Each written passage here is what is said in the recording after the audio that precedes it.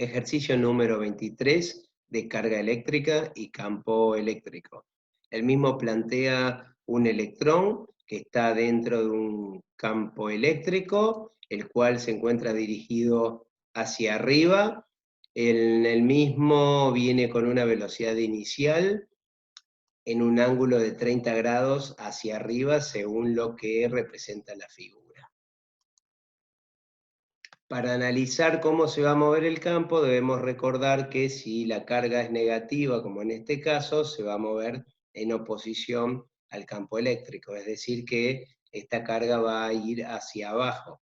Obviamente, como tiene una velocidad inicial hacia arriba en Y y a su vez en X positivo, bueno, la fuerza eléctrica a la que va a estar sometida va a ser hacia abajo, entonces va a tender a ser una parábola, es decir, va a subir por su propia velocidad inicial, pero después, continuando con la misma velocidad en X, va a provocar una caída debido al campo eléctrico que va a hacer que vaya hacia abajo.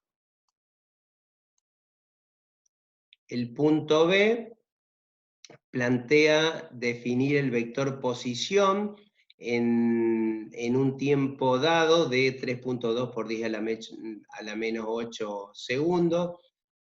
Fíjense que dice vector posición, es decir, yo tengo que saber en qué posición está en el tiempo 1, para eso necesito definir este vector posición. Bueno, tengo, como sabemos, una composición de dos movimientos, uno en X, que es con velocidad constante, y otro en Y, que es un movimiento acelerado. Desde el punto de vista de X, entonces, sabemos que la aceleración es nula, y la velocidad de X va a ser igual a su velocidad por el coseno. Evidentemente, velocidad es la razón entre espacio-tiempo, por consiguiente vamos a poder saber la componente X de este vector al que hemos llamado R en nuestro problema. Desde el punto de vista del eje Y, obviamente tenemos un movimiento acelerado, sabemos que la fuerza está sometida a una masa por una aceleración, y a su vez esta aceleración tiene que ver con las fuerzas eléctricas a las que está sometido. Este análisis lo hemos visto en el ejercicio número 8. Por consiguiente, nuestra aceleración va a ser igual justamente al producto del campo eléctrico por la carga sobre la masa del electrón. Por la ecuación del movimiento que planteamos acá, evidentemente nuestra aceleración va a ser negativa porque va a ir en sentido opuesto al eje positivo de Y, es decir, va a ir hacia abajo. Y de esta manera, aplicando los valores, vamos a obtener la componente Y de nuestro vector R, que nos va a definir la posición en la que va a estar en el tiempo 3.2 por 10 a la menos 8 segundos, que es el que pide el punto B. En el punto C nos define que encontremos la velocidad del electrón en un tiempo T2 después de alcanzar su altura máxima. Esto significa que el electrón va a llegar a una altura máxima, como hemos visto por la curva que estamos representando, y después va a comenzar a disminuir en su altura. Este T2 aclara que es justamente desde que llega a su altura máxima 0,5 por 10 a la menos 8 segundos después.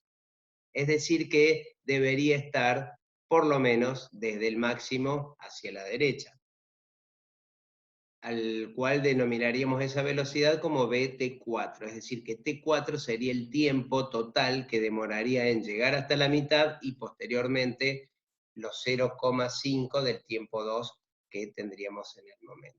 ¿Cómo calcular esta altura máxima, que va a ser el punto de referencia y el tiempo para poder definir el tiempo que nosotros necesitamos?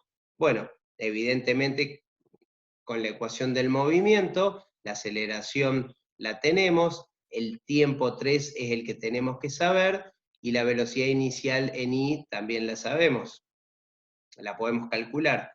La velocidad en el punto 3, es decir, en la máxima altura, obviamente sabemos que 0 en ese momento cambia justamente su dirección y pasa a ser 0. De esta manera, despejando, obtenemos el tiempo 3. Es decir, este es el tiempo que demora la partícula electrón en llegar desde la situación inicial hasta la máxima altura posible. El tiempo que nosotros necesitamos tiene que ver con justamente el tiempo 3 que ya hemos definido, más lo que aporta como dato el problema de 0,52 segundos. O sea, la sumatoria de estos dos tiempos nos daría el tiempo en donde queremos determinar la velocidad del electrón del punto C. Evidentemente planteamos nuevamente las ecuaciones del movimiento, le he aclarado el signo menos, en este caso está faltando inicialmente. Planteamos la ecuación en el eje X, en el eje Y, de esa manera obtenemos las componentes para determinar el vector velocidad en el punto 4, que es en el tiempo el cual está adecuado. Espero les sea de utilidad la resolución del problema.